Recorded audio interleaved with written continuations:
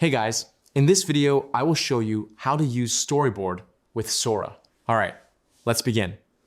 First, open your web browser and go to Google. In the search bar, type Sora and press enter. Click on the official Sora website from the results to access the platform. Once inside, make sure that the video generation is selected. Next, locate and click on the Storyboard option. This will open a workspace where each scene is represented by a separate prompt field.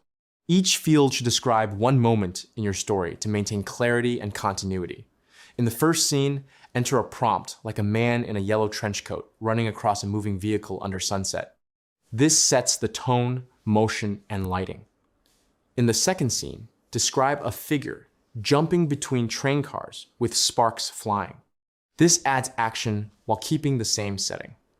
In the third scene, show both characters facing each other on the vehicle roof as it moves through a canyon. Finally, click Submit and preview your generated sequence. So that's basically how you can use Storyboard with Sora. That's it for this video. Thanks.